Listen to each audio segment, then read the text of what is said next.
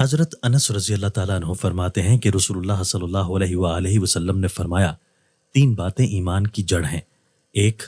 جو آدمی لا الہ الا اللہ کا اقرار کرے اس سے جنگ و مخاصمت ختم کر دینا۔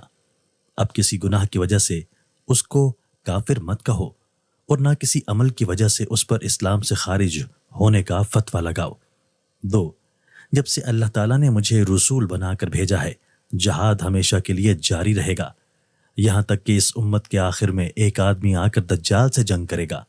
کسی عادل بادشاہ کے عدل یا کسی ظالم کے ظلم کا بہانہ لے کر جہاد ختم نہیں کیا جا سکتا۔ تین، اور تقدیر پر ایمان لانا۔ تشریح، کسی مسلمان کو کافر کہنے کی ممانعت اس حدیث نے واضح طور پر ثابت کر دی ہے۔ مطلب یہ ہے جس طرح اچھے کام کرنے والے کافر کو مسلمان کہنا منع ہے، تب وقت یہ کہ وہ توحید و رسالت کا اقرار نہ کرے، اسی طرح کسی مسلمان کو صرف اس کی بدعمالیوں کی بنا پر کافر کہنا بھی سخت جرم ہے، جب تک کہ وہ عقیدہ کفریہ کا اعلان نہ کرے۔ بس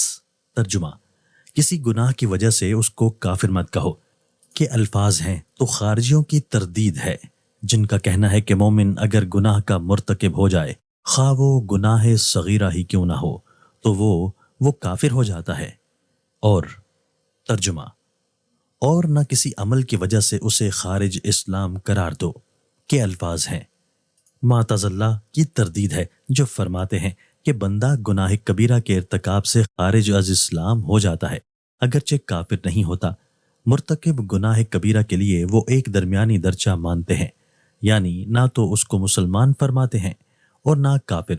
بہرحال خارجیوں اور معتزلہ سے قطع نظر موجودہ دور کے ان مسلمانوں کو بھی اس حدیث کے آئینہ میں اپنا چہرہ دیکھنا چاہیے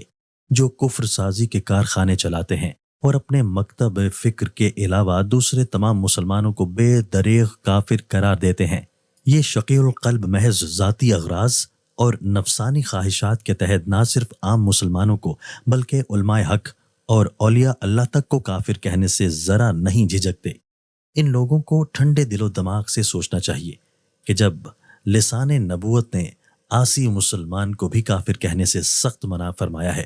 تو پھر ان بزرگان دین اور پیشوا اسلام کو کافر کہنا کہ جن کی زندگیوں کا تمام حصہ مذہب کی خدمت و اشاعت میں گزرتا ہے،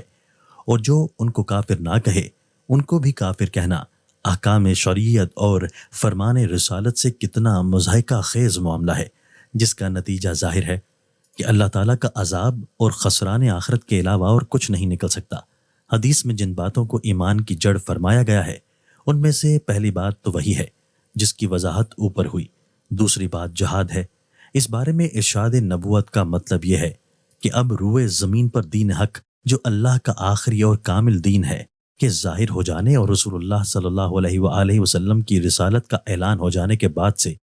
اس وقت تک کہ آخر میں قیامت کے قریب دجال مارا نہ جائے،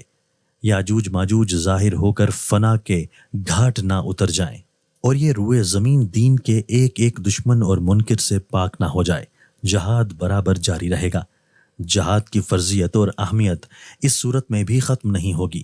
جبکہ کوئی اسلامی سربراہ مملکت ظالم و جابر ہو، اگر دشمنان دین کے خلاف وہ جہاد کا اعلان کر دے تو اس کو ماننا اور اس کے ساتھ جہاد میں شریک ہونا شرعی طور پر ضروری ہوگا، یہ نہیں کہ اس کے ظلم و جبر کا بہانہ لے کر جہاد میں شریک اور مددگار بننے سے انکار کر دیا جائے۔ اسی طرح اگر دشمن دین قوم کا سربراہ اور بادشاہ اتفاق سے عادل اور منصف مزاج ہو تو ہر چند کے بادشاہ کا عدل امن و انصاف کا باعث ہوتا ہے، لیکن اسلام کی شوکت بڑھانے اور دین کا بول بالا کرنے کے لیے اس عادل بادشاہ کی قوم کے خلاف بھی جہاد کو غیر ضروری نہیں دیا جا سکتا۔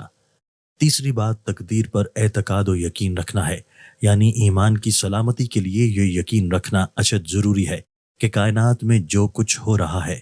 اور جو کچھ بھی حادثات و واقعات پیش آتے ہیں وہ سب قضاء و قدر الہی کے تحت ہے۔